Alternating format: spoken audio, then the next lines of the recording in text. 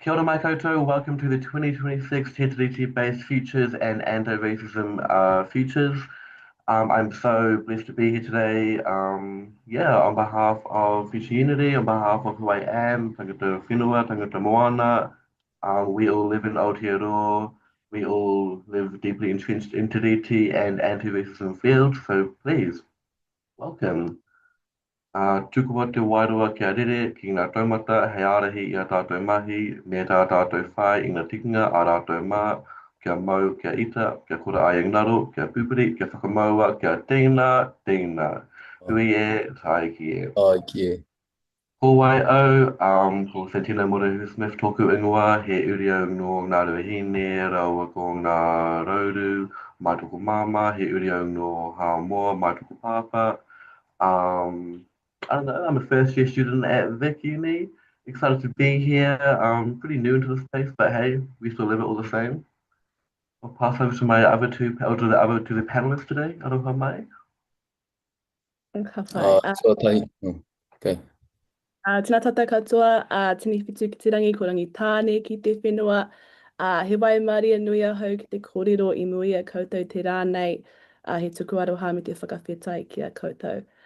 Ko wai ahau, ko Shannon Mihaere ahau, ko rohine te maunga, ko manua tū te awa, ko kurahau po te waka, ko rangi tāne tamaki nui ārua te iwi, ko Ngāti Matuahi me Ngāti te rangi whakaiwa, ngā hapū, ko te rangi whakaiwa te tangata, ko Mākirikiri te marae, ai ko Shannon Mihaere ahau. Kia ora. Kia ora. Tēnā tātou. Me wahi ki te atua, whakahonoretia te ariki nui kuini ngā waihono I te pō. Tangi hianga ama te huhua ki wainga nui a tātou. Hoki wairua mai ki a tātou I tēnei rangi tēnā tātou.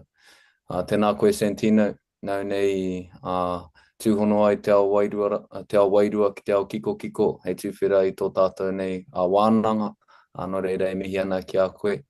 Ko ai tēnei, ko Taane Aruka te aho tōku ingoa, I te taha o te ure tārewa, he apa nui, he Ngāti Porou, he kahungunu, I te taha o te ukai pō, ko maunga tautari te maunga, ko tainui te waka, ko waikato te awa, e rua ngā marae, ko maunga tautari, ko pōhara, ko tahi te iwi, ko Ngāti Koro ki ka hukura, tēnei e mihi atu nei.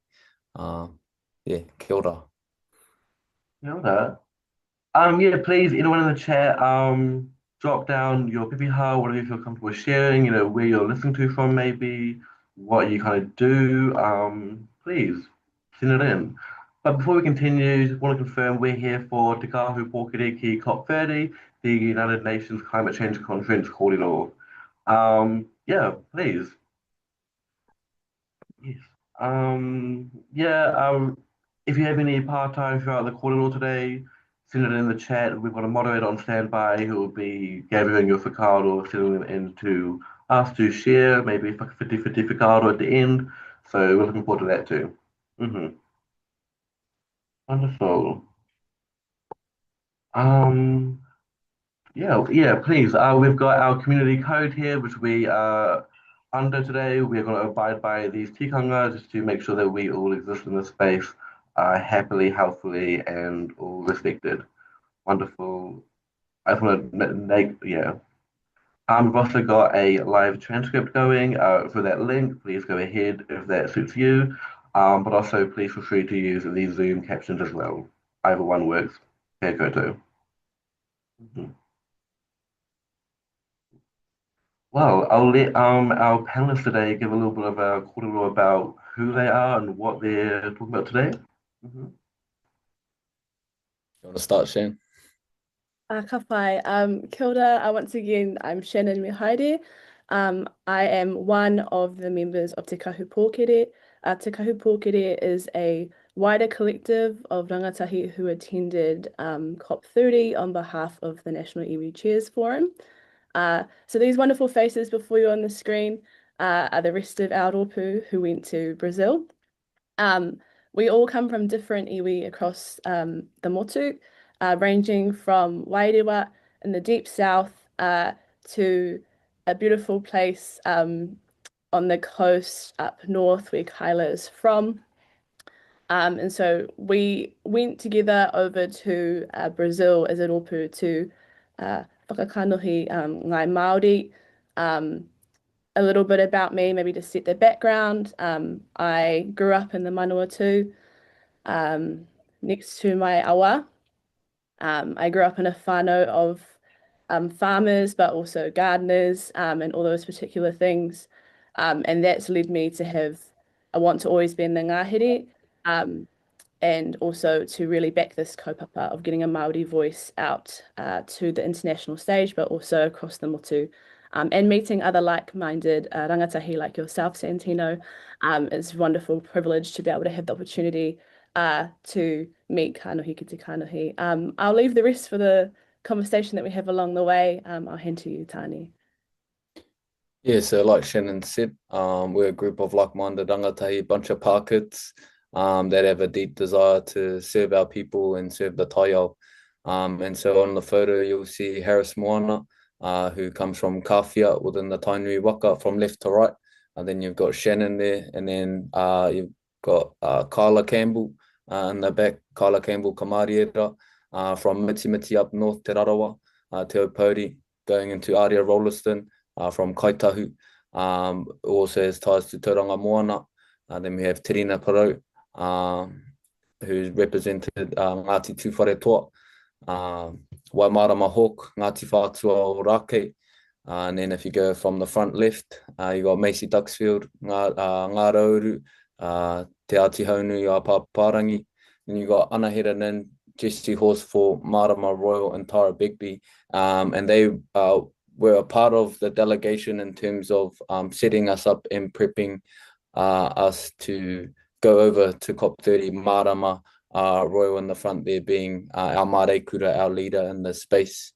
Then you've also got Tahua Pihema, who also represented Ngāti Whātua o Rake and Te Aitanga Mahaki. So just from those names and from those iwi, you can see we stretch from down south to way up north to Miti Paradise, as Kyla Campbell would call it. But yeah, I was really grateful to be a part of this delegation, carry our stories, share our mātauranga, and learn as much as we can in order to serve our people. So yeah, that's a bit about our team. Personally, I grew up here in the Waikato, next to my tupuna awa Waikato, and I just have a deep passion to serve my people and to find different ways to help our taiao. So at the moment, I'm the paureo for Tainui in terms of Te Mātāwai. I help with the funding applications to fund te reo Māori projects within the rohe of our waka, mōkau ki runga, tāmaki ki raro, manga toa ki Wainganui, pare hauraki, pare Waikato, te Kaikōrerō pā te tere ki te nehe nui. But I'm also working on the Ngāti Koro ki Kaukura environmental plan to help guide councils in decision making around our lands and our way. So yeah, really grateful to be a part of this wānanga today, and looking forward to this chat. Wonderful. Well, I believe it was Shannon. You mentioned it earlier, but what was it like to bring Te Ao Māori to an international stage such as COP30, whether it be barriers, positives, or any other kind of fiaco you want to share today? Yeah, so when we got to Brazil, we were kind of taken aback by how many people are at COP. There's around 30,000 people in one quite condensed space. And for us, it was trying to figure out how we were going to be our best selves in that space. And we had to really figure that out pretty quickly, because on our second day, we had our first panel, which was our introduction to the space, and showing that we were here and ready to have a kōrero and a wānanga about the solutions we have at home, but also learning from our other Indigenous iwi take across the world, but also from other states who are present, who are bringing their solutions to the table. So we had to figure that out pretty quickly, and we found out also pretty quickly that there was an appetite for what we had to bring to the table. And as we built our presence over the week we were there, we saw more presence of different peoples coming along as they heard about us being present. Did you want to add to that, Taane, at all?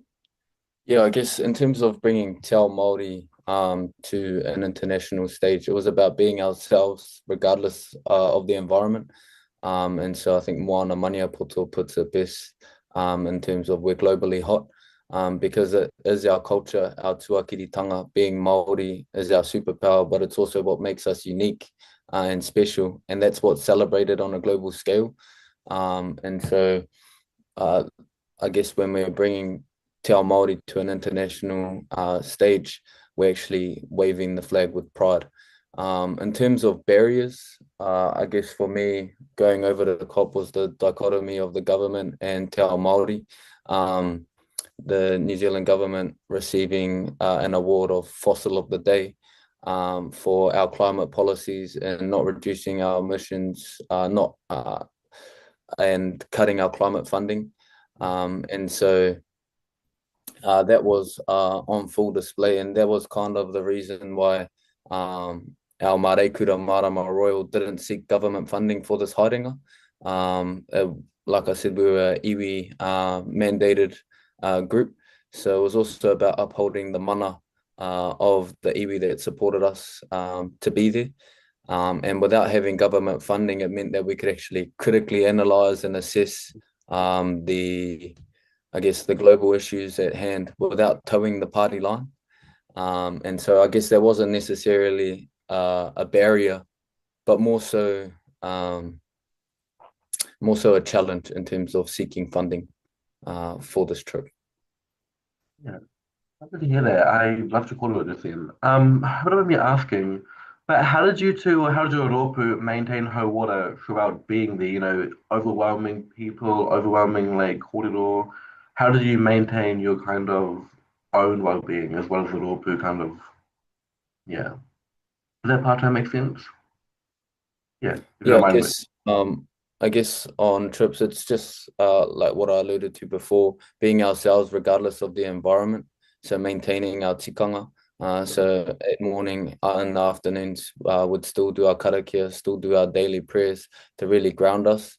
Would also have reflections to make sure that we were checking upon each other, because with trips like this, it comes with trials and tribulations and unexpected issues that you have to overcome as a rōpū. And so I think, yeah, maintaining our tikanga in terms of our daily karakia, having our daily reflections to making sure everyone's on the same page and everyone's okay. And if someone's not, then how can we help them? For me personally, it was getting outside, going for a walk, enjoying the weather. I think the Brazilian and Amazonian weather is much better than here in Hamilton.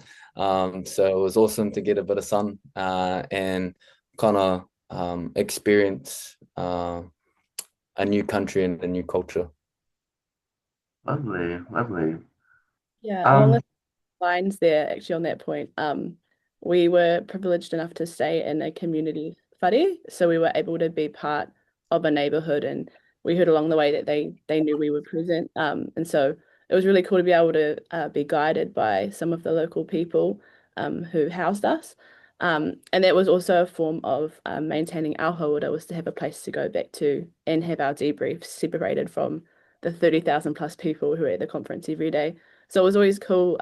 We would be in pairs at the conference because it was so large, and we'd come back at different times and we'd be talking about the different kaupapa that we were able to attend during the day. So we were able to cover a lot more ground and share that back at our nighttime catch-ups. Cool. Both in your personal lives as well as your kind of more professional Te Kāhu Pōkere, have you found any misunderstandings of Te Tiriti? And again, please share to whatever degree you're comfortable with. I'm not here to push, but yeah. Yeah, I guess I'll take the lead on this one. For me, there's two sort of key misconceptions that I've noticed about Te Tiriti. And one, firstly, it gives Māori rights and special privileges. And so we see that in terms of scrapping the Māori Health Authority because political parties try to spin the narrative that gives Māori special privileges, where in reality, because the treaty was breached, that caused these health disparities, which forces these targeted responses. And so for me, in reality, the treaty actually just affirms our rights as tangata whenua, our rights as the first people of this land, and it actually gives special privileges to Pākehā, as in the treaty, the only privilege is the right of European settlement. And so it just gives them the license to be here. So that's actually the special privilege. That's number one. And number two, I think political parties, again, try and spin the narrative that Te Tiriti is divisive.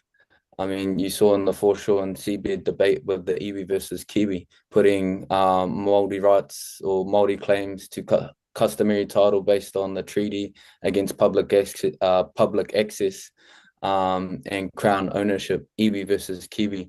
And they try and pit us against each other, whereas in reality, the treaty itself was meant to unite. And so those are two really big misconceptions that I've noticed, not only in personal and professional life, but also in our haerenga to COP30, that one, Māori, it gives Māori special rights and special privileges. No, it actually gives Pākehā special privileges to be here. And two, that the treaty is divisive. No, because it was created to unite our people.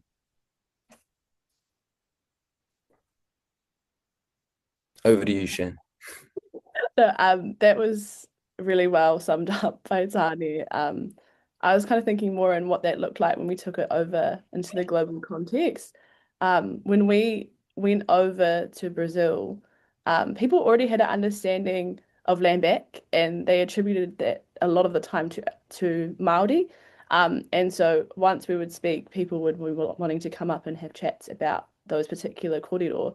But there was actually there were some assumptions made in those lines of questioning about how protective Te Tiriti was of our rights. A lot of people have this unbalanced understanding of New Zealand's treatment of Indigenous peoples. There's this belief that all of our lands are protected in some form of way, and they often reference legal personhood and things like that. And so for us, it was about setting that record straight, that what's currently happening in New Zealand is an active repeal of the rights that already predated Te Tiriti, but were being affirmed in modern legislation. While we were over there, there was active repeals on fossil fuels. There was active efforts to repeal offshore the ban on offshore drilling. There were cuts to our methane targets.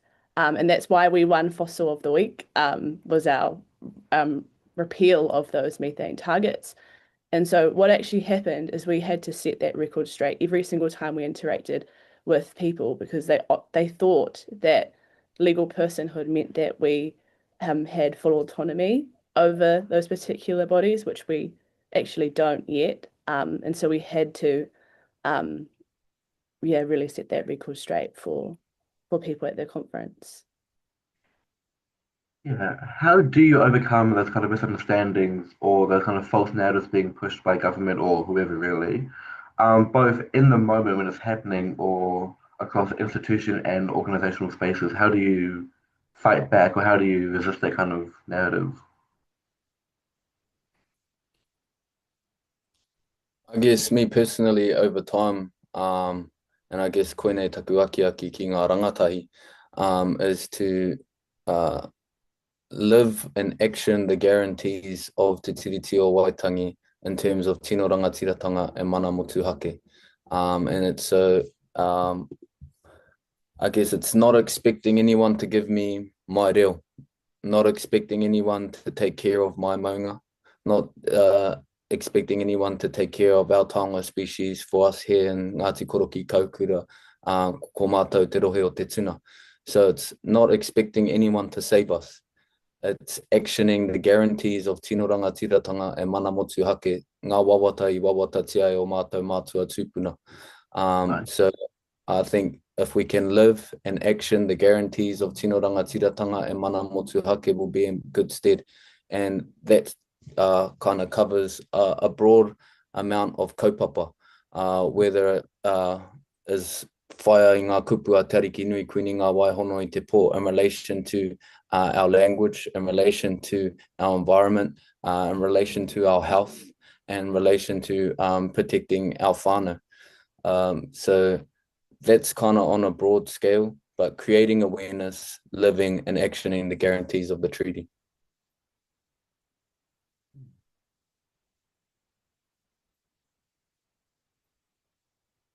Shannon, any whakaaro on that?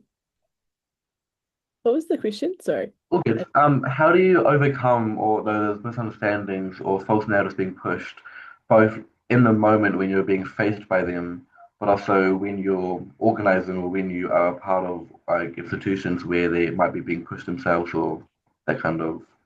Yeah, I think what has been happening in the past is we haven't had enough avenues for rangatahi to actually be connected to one another. And so we haven't been able to activate in a way that necessarily might bring about some changes in particular spaces. In regards to some of the government conversations and things, a lot of them move so quickly that we're not able to have those conversations at home. So having a more joined up network of rangatahi across the country who are working at home and doing the things at home for their people, that when something like the repeal on the ban of the foreshore and offshore oil on the coast comes up again, we're able to mobilize at a quicker pace. And so that's realistically, I think, what would help solve some of those issues that we have. We need to be more joined up. And I think that in the age of social media, sometimes it can be helpful, but in other ways it's not. And so we need to be harnessing these different avenues to give us more space and more time to have these conversations so that when they come up, we're more connected. Yeah. Wonderful. Thank you very much.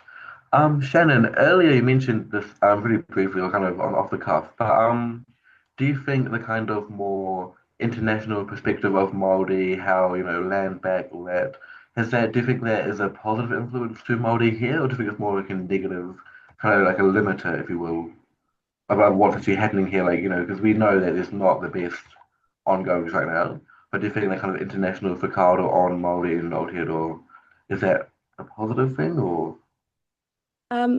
I think in regards to Indigenous iwi takitaki having that view of us, it's important because it opens up avenues for us to have dialogue about the situations in each of our countries.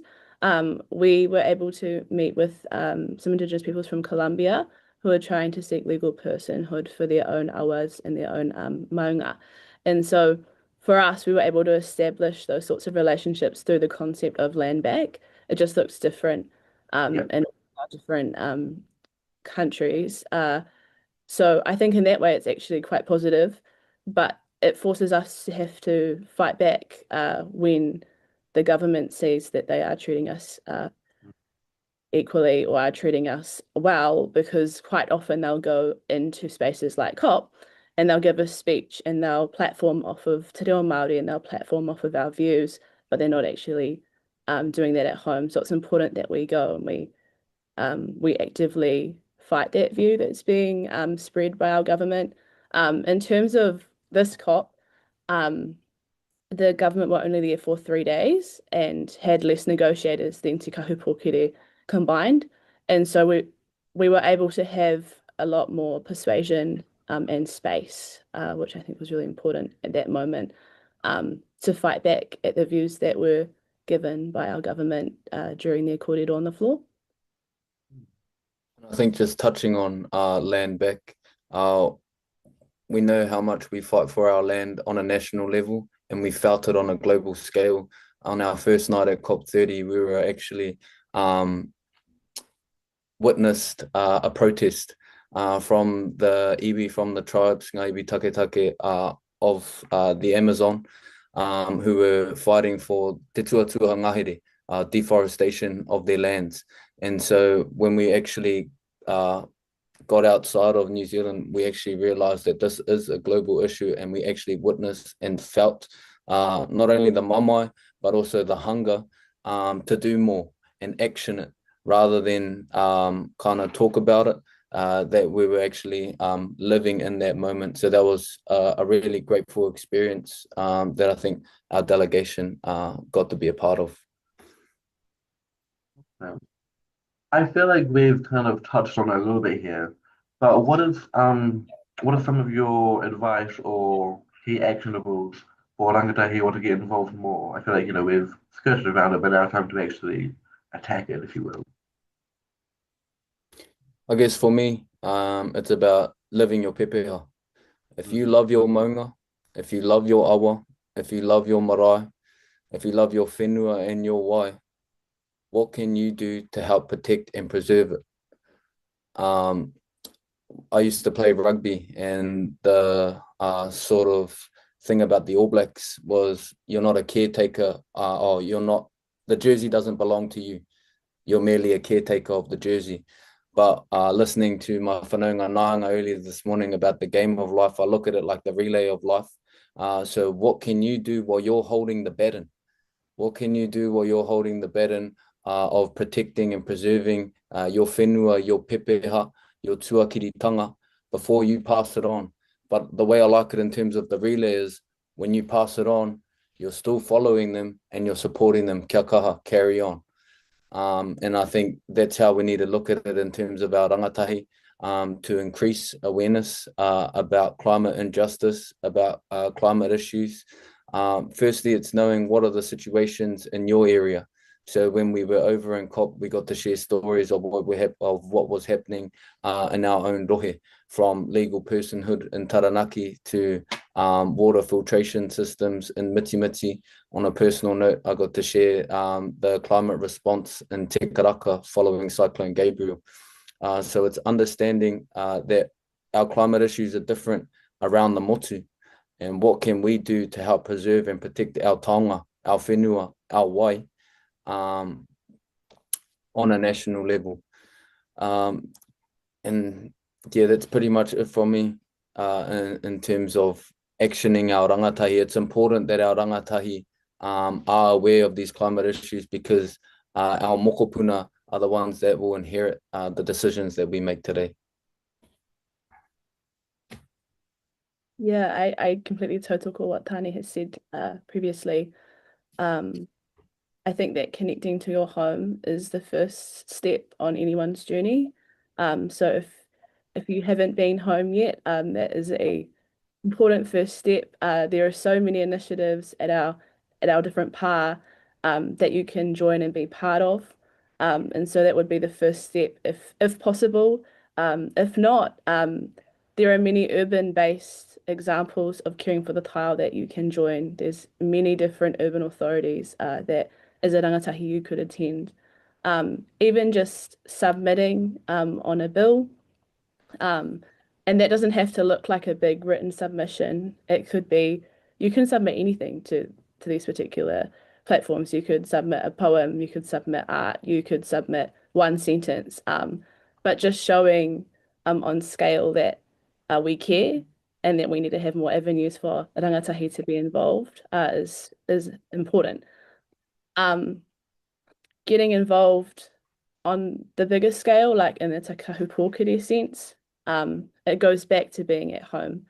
When you are with your people, you know what is right in your context. And so once you have that grounding, being on this particular level will always be more comfortable because you are grounded in your people.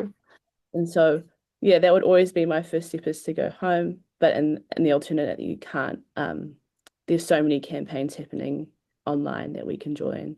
And then when you get to the time of being able to go home, your whānau ready to have you on board, probably in some gumboots in the mara, but that's how it is on the ground. Yeah.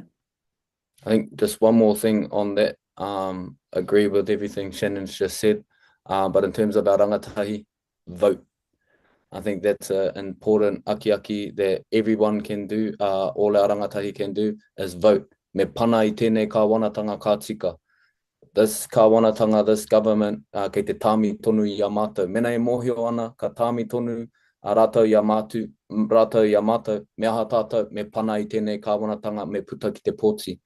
And so I think it's very important for our rangatahi to be strategic with our voting as well, to know which parties align with Te Taiao, which parties align with Te Tiriti o Waitangi, which parties align with helping us get to the Hawaii Ho that we've been talking about for so long.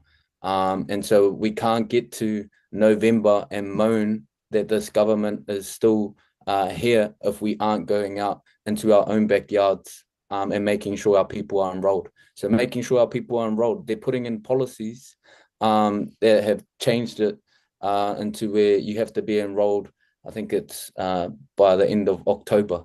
And so they're changing policies on purpose to try and make our rangatahi, our whānau that aren't aware of this, to vote. So that would be actually my biggest encouragement, not only to rangatahi, but to all our whānau that are listening. Go out into your own backyard, go to your marae, your hapū, your iwi, and make sure your people are enrolled. Thank you both. Again, tautoko ina kōrero katoa. This is more of like an open-ended question, and I recognize it might be a bit hard to answer in like a really short time frame, but or maybe not. But what is one radical change, if you could, you would make the government right now for a more Te Tiriti-based future in Aotearoa? And what does it look like?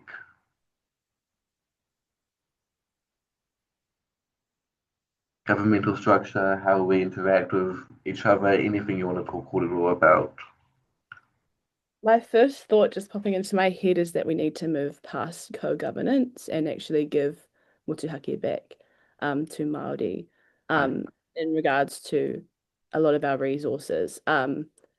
We have a lot of resources that are held privately that could thrive under Māori-led leadership.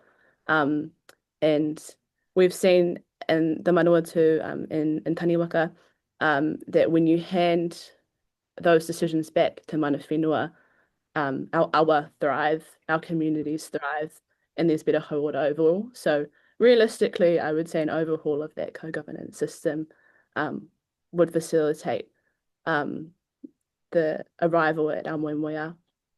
I think we need to strategically fund kaupapa, which implement sustainable and resilient villages.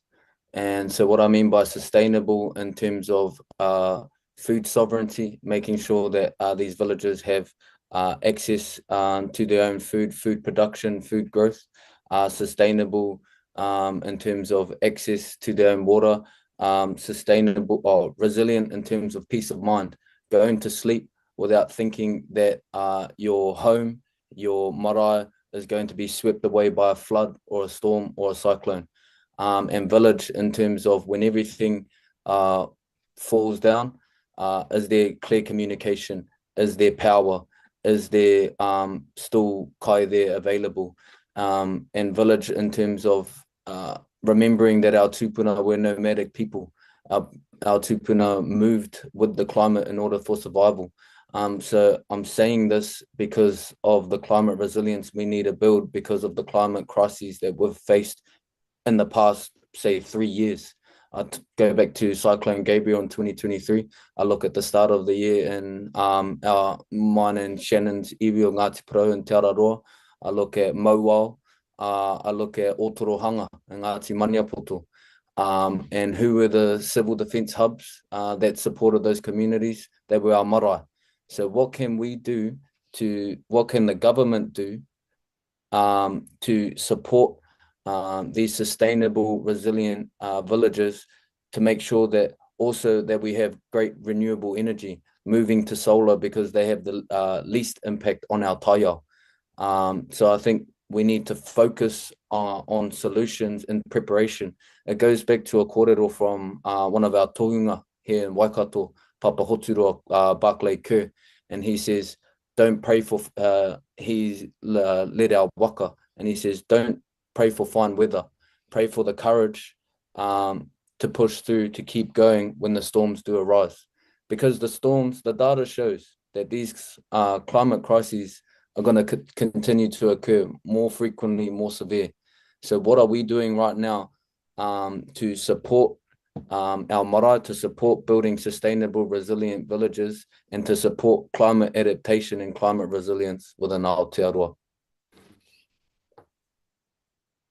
Holy, how do you follow that up? Certainly, love. I feel like there's a lot of quarter going around about how we need to uphold our whenua, support those systems to make our people better.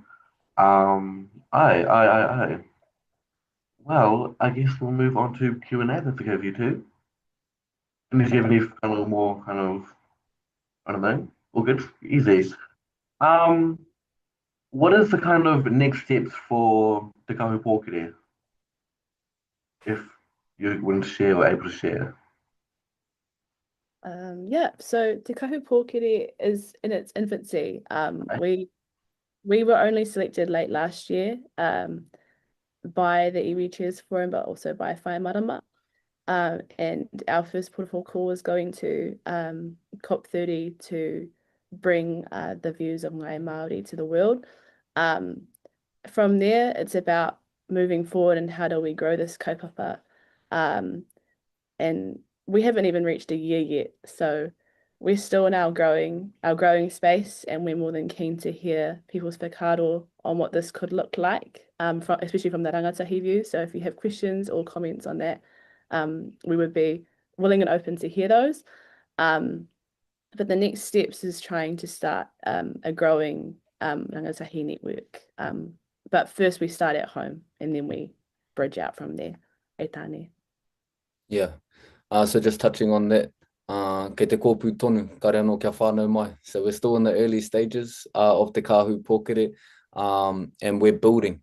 I guess we're building upon our journey at COP. For me, COP30 was a way to bring us together to learn as much as possible, and now how can we serve our people back at home? And so Te Kāhu Pōkere ki te ao was our mantra last year. Te Kāhu Pōkere is a manu, a kaitiaki from Ngāti Whātua Rākei, and that acknowledges Ngāti Whātua Rākei Tumutumu Whenua, where we had our first wānanga, but it also acknowledges Whā Marama Royal, who is our Māori, the Māori kura of our group. But the bird itself is actually he manu rangahau, ka rere, ka topa, ka rangahau, ka tiro tiro I te whenua, ka tahi ka hoki mai ki te whakapakari I tōna iwi. And so the Kāhu Pōkere is a bird that goes out, that researches, that sees the land and comes home with that knowledge to help spread awareness of what's going on in the world. So now I guess the next phase that we're building on is Kāhu Pōkere ki te kāinga, which is how can we go back into the iwi that supported us to go on to COP. How can we find solutions to these climate crises, and how can we continue to activate our rangatahi in these spaces, because it's vital that we get them on board as early as possible, so that our mokopuna, our uri whakatupu are in good stead. What have been some of the challenges or even maybe blessings during the kind of infancy or whakapakari stages of Te Kāhu Pōkere? I guess an easy one would be that we all live on completely different areas. So as we said at the start, from Kaitahu down south to Mitimiti up north, out to Kawhia, Taitanga Maha ki Tūwharetoa, Ngā Rauru, Ngāti Porou, Rangitaane, Tauranga Moana, into here in the Waikato. We all spread out, so I guess the hardest thing is actually to meet up, because we aren't actually on a salary. This isn't a job for us. This is a passion. And so we're looking at ways to carry on this kaupapa, seeking funding. Funding's the game everywhere on a global scale. They wanted climate finance was one of the biggest topics. And so I guess those are two challenges, being away from each other and seeking funding.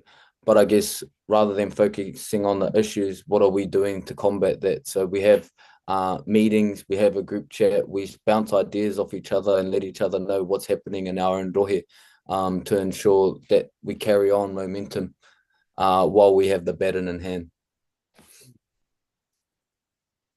Yeah, that's really the big part of this is connecting us across the rohe. And we need more of that really. So we're really just acting as like puka, who can connect to the kaupapa and be connected to the right person. It's been really cool getting to meet this rōpū. We have water scientists all the way to people who work for their iwi health trusts. And being able to tap into that network has been invaluable to proceed work in our own rohe. And so just having that connection point, our ipurangi connections via social media has really helped us. But realistically, that's probably going to be the way that keeps us connected for the long term, as most of us want to be on the ground doing mahi or being of service to our iwi in general. Yeah. Yeah. What are some ways that people can get involved with Te Kāhu Pōkere, either supporting, regulating, or anything actually? Like we stated before, we're still in the building phase. Right. We're still laying the foundation for what Te Kāhu Pōkere is going to look like in the foreseeable future. But I think ways that whānau can get involved is through the National Iwi Chairs Forum, because that's how we connected with each other, utilising such forum. So personally, for myself and Harris Moana, we connected through Waikato Taane and the NICF, and there's no doubt that with Tautake Āhuarangi, with Pau Taiao, there's going to be more opportunities for not only rangatahi engagement, but for activation across the motu, utilising that forum. Yeah, 100%. We tend to run all of our socials off of the Tautake Āhuarangi account. So currently we have their Instagram on lock and things like that. Tautake Āhuarangi has an email which we could circulate, and you can get in contact with that particular arm of the iwi chairs that way. You can also Google your iwi chair, and you might find out and be surprised it might be your auntie or uncle. The way or a whanaunga that you've heard of or seen in the marae that you have been but too shy to go talk to. But now you have your in whānau, you can go say to your iwi chair, o matua o whaia, I saw your rangatahi Te Kāhu Pōkere on Te Tiriti Futures. I'm interested in joining your tile response. It's easy as that. We want this to be a welcoming space of rangatahi. Don't feel that you need to keep your opinions to yourself. We would love to hear. But those are really the ways that you can get in contact with us or through your chair. As our network expands, we'll inevitably probably be helping to host kaupapa. So those are probably the best channels to tap into if you'd be keen to get involved. Aye. What are some ways for participants or people in general to support Hana's Members Bill or other relevant legislation going on right now? If you have any. Yeah. I think having kōrero with just your mates, actually been like, have you guys seen that this is going on? And a lot of the times it was probably going to be a no. And so you can be the person to start that kōrero for your family or for your mates. And then if you're involved in your marae, you might be able to bring that up at a whānau hui, or just bringing it up in general. I think we often don't talk about this kaupapa just in passing or casually. We need to make this more of a normalized conversation for our people to talk about what the government are doing or what they're not doing for the most part. Make sure that we know that our whānau are aware of what is affecting us. So really it's just down to, in my view, just having a kōrero with your peeps, starting at that level and then working out together. You might decide that you want to have a protest. You might decide that you want to submit as a whānau. You might decide that you want to join the tile working group of your marae. Any of those are valid responses to that. Yeah. Tautoko ngā kōrero, Shan. Awareness is key, highlighting the importance of entrenching te tiriti o Waitangi in those spaces, and making sure our whānau know that we're not giving tino rangatiratanga back, we're not giving mana motuhake back, it's within us. we have it. We've always had it, and we need to remember that. I think there is a problem sometimes that our whānau don't believe in tino rangatiratanga. They don't believe in mana motuake, or don't believe that we've had it. We've always had it. We just need to action it. And by actioning it, I mean talking, like Shannon said, making sure our whānau are aware, highlighting the importance, but actioning it in terms of going out, hoki ki tō marae, hoki ki o maunga, hoki ki tō awa, hoki ki te moana, and mahi a te mahi hei pānga mo te iwi. Do the work for the betterment of your people. Hey, did you two notice any similarities between different iwi taketake from either Brazil or elsewhere at COP30 and Māori, specifically mentioning or noticing tikanga and how we view the whenua, the tangata, all that kind of. I think for me, one of the biggest highlights being from Waikato, being from a river iwi, was getting to experience one of the, being from Waikato, the biggest river in Aotearoa, getting to experience the biggest river, or one of the biggest rivers and most famous rivers in the world. And so we actually took a trip into the Amazon. We got to see how much they love their whenua, how much they love their wai, what they're doing to protect it, how much they love their language and culture, what they're doing to protect that as well. And so I think for all of us, iwi taketake, we share the same experience of we're fighting to protect and preserve our taonga i waihotia e o mātou mātua tūpuna, whether that be our language, our culture, our lands and our waters. And so I think that was the main sort of similarities that I noticed, especially connecting with our whānau in Te Moana Nui Akiwa. When we shared our kōrero, we got to share it in the Moana Pacifica Pavilion, and seeing how our brothers and sisters are doing. It saddens the heart, but it also fuels the desire to keep going, to keep finding solutions, knowing that the sea levels are rising, knowing that it's getting hotter, knowing that the storms are going to keep coming. And so it's important, connection's important, but I think it's also goes back to actioning it. Ai, tika ana te kōrero. Don't have much else to give to that, but we met a lot of rangatahi who are working in this space in different rohe, different countries. And one of the particular things that stuck out to me was meeting some Indigenous rangatahi from the Klamath River who work in the dam space and ridding awa of dams. For many iwi, there is discussions of having dams or removing of dams, and it was beautiful to see what that can look like in practice, and to see reconnection. I hate to put it like this, but there's heaps of case studies around the world that we can pull on how to move forward, and we need to get to having more conversations like that at COP, so that instead of reinventing the wheel, we can actually just move forward with what's already out there, and craft that into whatever that looks like for te iwi Māori. But it was beautiful to be able to have kōrero like that, not only with people from the Klamath River, but also people from Rapa Nui, which is a little island state off of Chile. They have a reo that is so similar to ours that we could kōrero Māori and they could understand us. And we were able to have conversations with them about being a developing nation inside of an already developed state. We don't get access to a lot of the climate funding that is available at that international level because we live within what's called a developed state of New Zealand.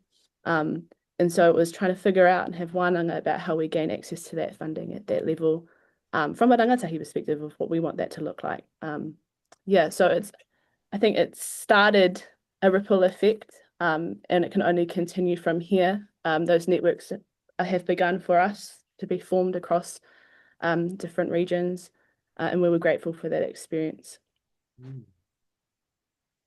In the context of governmental oppression, loss of reo, whenua, tikanga, te mea, how do we learn and face these challenges in a post-loss world, in a way to understand these traditions in a taha Māori way?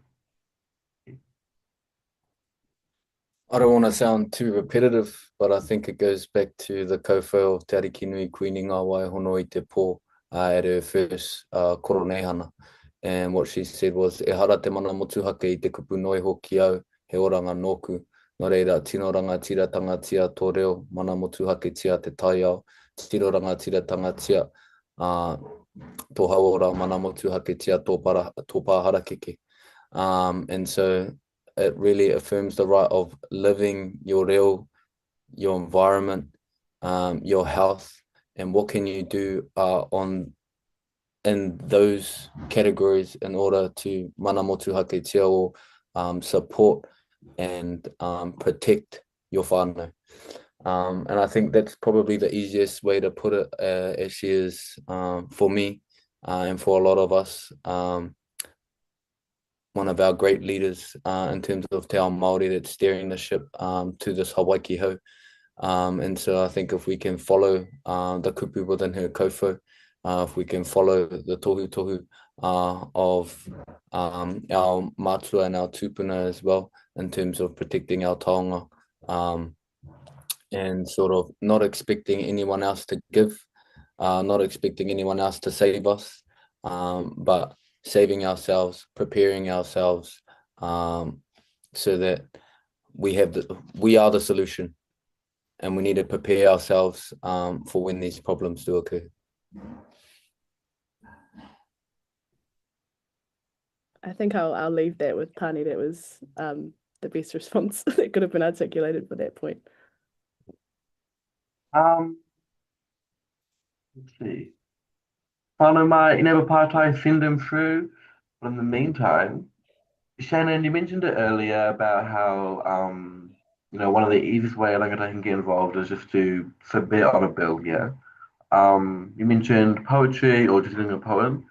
What is your kind of whakaaro on the importance of art or music to kind of create culture, to create whanaunga, to build a better future? I actually spent a whole summer thinking about this for a rangatahi project that I was part of, but it's my belief and the belief of a lot of people that art is the first law of this land. It comes from our Kaikōrerō, and it directs us in everything we do. When you go to your marae, who do we mihi to? The whare first, and then also we go through and we discuss all the different tupuna that are along those whare. And so I think that art has a central role in moving forward. It's how we feel things, it's how we interact with the world. And some of our artists, all of our artists, are the best activators. There's been so many kaupapa over the past 2 years where kaiwaiata at their forefront, mobilizing people for different kaupapa that's coming up in government. And also just art, it connects us to one another. It's a speaking point for conversation and makes us feel things. So I actually think that art's quite pivotal to the next steps forward. It's messaging for our people. So if you're an artist out there and you're into the tao, connect with us. It would be really cool to be able to platform our artists who are interested in this space. And I think art as well also holds our mātauranga, it stores our mātauranga, and it shares our mātauranga and our taonga tuku iho. It is a taonga tuku iho.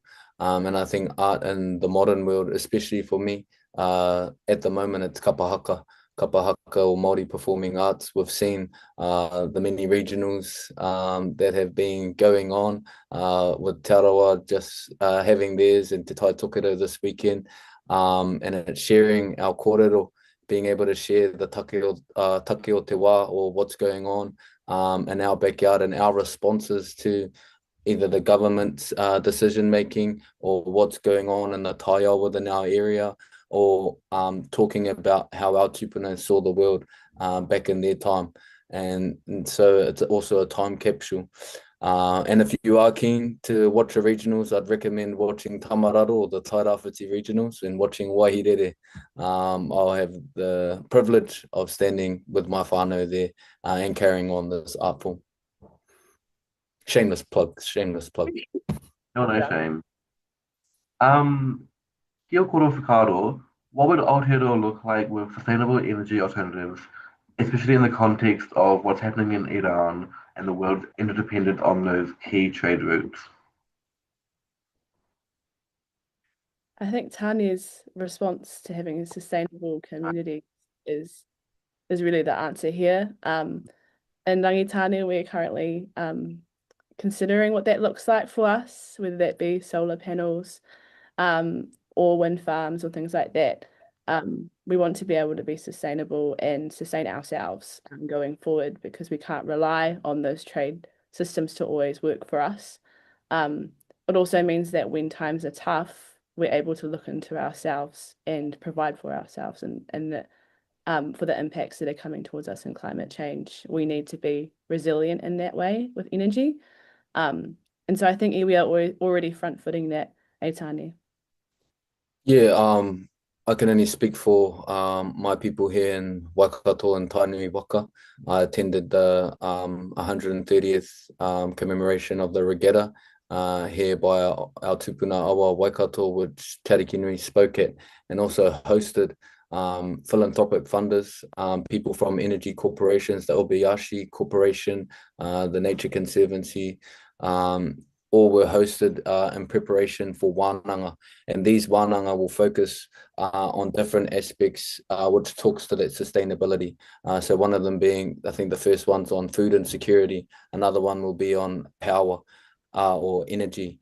And these are key conversations that we need to have in order to prep our communities. Sustainable, again, in terms of food, access to food sovereignty.